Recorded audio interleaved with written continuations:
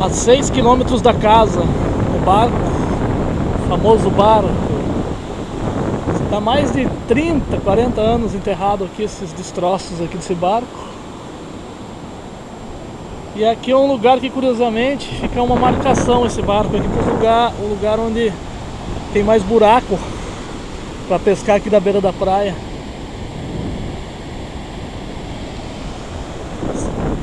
E aquele pessoal pescando ali, olha que curioso, pescando com caniço, são pescadores mesmo que moram em Mostardas.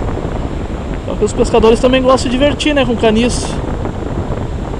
E hoje eles saíram para dar uma pescada aí, provavelmente sexta-feira e tal. Nessa época eles não pescam muito de rede, na verdade.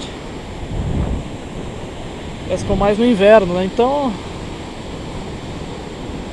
de repente, as férias aí dos pescadores pescando.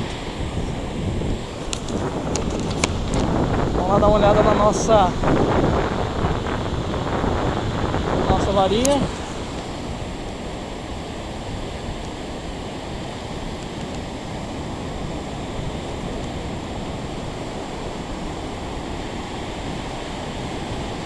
A água tá morninha. Em nenhum momento você sente frio de entrar na água. Você entra ali direto, tranquilo.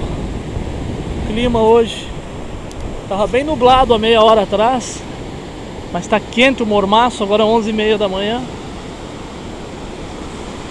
Não é a hora de pegar papaterra. Eu tô vindo aqui de enxerido, né? O pessoal ali já tá indo embora daqui a pouco, ó. Eles pescaram durante toda a manhã, mas como eu não acordei cedo, eu vim tentar aqui.